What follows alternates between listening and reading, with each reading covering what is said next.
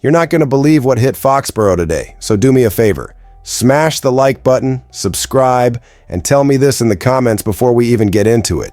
Do you feel this team is built to handle chaos, or are you still waiting for the other shoe to drop? Because the Patriots just ripped off a win that felt like a statement, and then immediately got punched with the kind of injury fallout that can change an entire playoff run.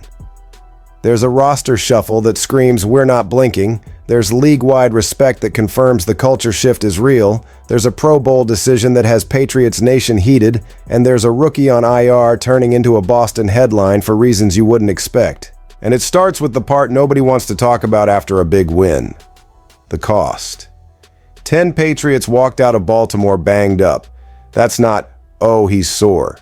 That's the kind of list that makes you look at the calendar and say, can we get to January healthy? Mike Vrabel didn't waste time.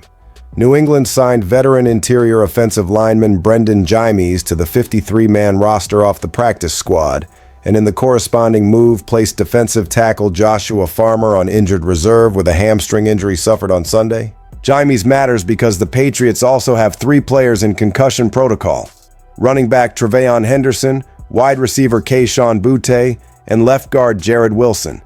And if you've watched enough NFL, you already know the scary part. Protocol isn't predictable. A guy can look fine, feel fine, and still not get cleared. When you lose a guard, you risk the one thing you can't risk with a young quarterback: pressure up the gut. With Ben Brown projected to start in Wilson's place, Jimes becomes that veteran insurance policy who can step in at multiple interior spots and keep the offense from getting derailed mid-game. But the loudest alarm is the backfield. If Henderson can't go, you're looking at Ramondre Stevenson and D'Ernest Johnson as the only running backs on the active roster, with Jashawn Corbin on the practice squad.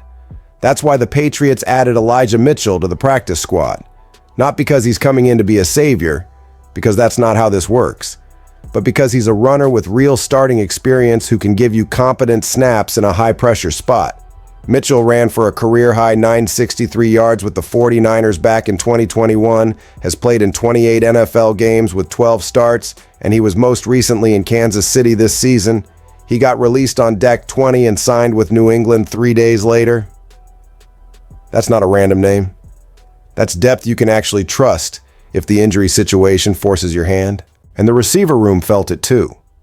With boot in protocol and Demario Douglas dealing with a hamstring injury, New England signed wide receiver Brandon Smith to the practice squad. To make the math work, they released tackle Sebastian Gutierrez. Again, not flashy, but it's exactly what a playoff-bound team does. You don't wait until Sunday morning to realize you're short at wideout. You bring bodies in, you get them in meetings, you get them reps, and you make sure the playbook isn't paper thin when the margins get tight. Now zoom out, because the injury list doesn't stop there. Defensive tackle Khyiris Tonga left with a foot injury. Right tackle Morgan Moses dealt with a knee issue, and backup tackle Thayer Munford also went down with a knee injury. Cornerback Carlton Davis was dealing with an injury. Cornerback Charles Woods hurt his ankle, and the roster is suddenly in that hold-your-breath phase where every practice report matters. That's line of scrimmage stress, that's secondary stress, that's special team stress. That's everything. And it's exactly why Tuesday's moves happened the way they did. This is Vrabel building depth for the final 2 weeks, because a team chasing seeding can't afford to get caught short. Here's the wild part. While the roster is getting tested, the league is giving Vrabel real respect. NFL Network's Tom Pelissero released his annual awards survey, high-ranking execs around the NFL voting on the season's top honors. And Mike Vrabel came back as their coach of the year. 13 votes. Second place, Bears head coach Ben Johnson with 6. That gap isn't a nice story. That's executives saying New England's turnaround is the real deal. And you can see why. The Patriots went into this season with people still treating them like a rebuild after 2 straight 4-13 years and the chaos of 2024. Now they're 12-3, playoff-bound, and still in the mix for the AFC's #1 seed. The offense and defense that ranked 30th and 22nd in points per game last season are now 7th on both sides. Drake May is being talked about like an MVP candidate. And in that same exec survey, the MVP honor went to Rams quarterback Matthew Stafford. So even when May doesn't get the top trophy in a poll like that, The bigger message is loud. The league sees what's happening in Foxborough, and they're not calling it a fluke. And this is where the comment section is going to split. Do you believe the easy schedule argument?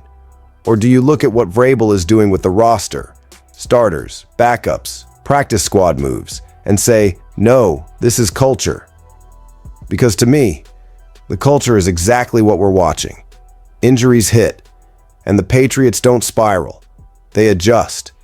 They reinforce. They keep moving. That's how you win in January. Which brings us to the part that has Patriots Nation steaming, the Pro Bowl. Nobody was shocked that Drake May made it. Nobody was shocked that Christian Gonzalez finally got his nod. But Marcus Jones not making it? That's the one that feels like a miss. Vrabel said it straight. Marcus has had a hell of a year, and he thinks he's a Pro Bowler. He even pointed out the context. There were multiple punt returners with 2 touchdowns this season, and that's not something you see often. But sometimes the vote just doesn't line up. And the tape backs Jones up. 2 punt return touchdowns, a pick 6, team-high 11 pass breakups. He's been electric as a return man, and he's found another gear as the slot corner. He earned a 3-year extension earlier this season. He earned a captain patch for the first time in his career, and every time he touches the ball, the entire stadium feels it. 1 cut, 1 seam, 1 missed tackle, and the game flips. So why wasn't he in? The AFC return specialist spot went to Titans rookie Kymir Dyke. And yes, Dyke also returns kickoffs and leads the league in kickoff return yards, something Jones doesn't do. Fine. But here's why it still stings. The Patriots are 12-3 and only have 2 Pro Bowlers. 2. That doesn't match what we've watched. And May said what a lot of fans are feeling. It's frustrating when guys put in that kind of work. You know how respected they are around the league, and the recognition still falls short. He also said the quiet part out loud. There's a reality where the league tries to spread recognition around, and sometimes deserving players get squeezed. But here's the part that should make Patriots fans proud. Nobody in that locker room sounds broken by it. May said the guys are focused on the games ahead, not awards. Vrabel said it the same way he always does. They're chasing wins, not plays. And that mindset matters, because the timing right now is everything. The Patriots can turn this season's story into a full-on takeover with the Jets game coming up. Win at MetLife, and if the Bills lose to the Eagles, New England clinches its first AFC East title since 2019. That's not a cute stat. That's a turning point. And it's also why these depth moves feel so urgent. You can't let injury chaos steal your chance to control the division and control your postseason path. And then we end the day with the most Boston storyline imaginable. Will Campbell. Not because of a block, not because of a snap, because while he's on injured reserve with a knee injury, he went viral at TD Garden. The Jumbotron hits, Campbell rips his shirt off and chugs a beer, and the place erupts. It's hilarious, it's ridiculous, and it's pure New England energy. But the football part is even better. Garrett Bradbury was right there and joked that people told him he looked like a proud father in the background. Then he said the real thing Patriots fans should care about. Campbell is hungry. He wants back. Rehab all day, meetings at night, staying locked in, traveling with the team, helping Vidarian Lowe, knowing the game plan. That's how you handle IR as a rookie.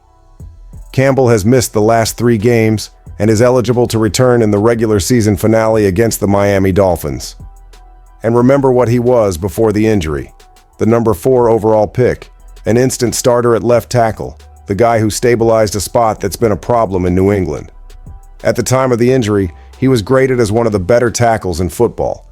And even with rookie bumps, he logged 12 starts while allowing 5 sacks and 3 QB hits. If he can come back, even if it's not 100%, that changes the ceiling of this offense when the games get colder and louder. So here's my question for Patriots Nation, and I want a real debate in the comments. What matters more right now? The depth moves to survive the injury wave? The league-wide respect Vrabel is earning? The Pro Bowl snub that should light a fire under this roster? Or the possibility of getting Will Campbell back at the perfect time? Because to me, all 4 point to the same thing. This team is learning how to win under pressure. If you're riding with this run, hit like, subscribe, and join us every day, because we're tracking every update all the way into January. And tell me straight, are the Patriots peaking at the perfect time? Or are these injuries the warning sign we can't ignore?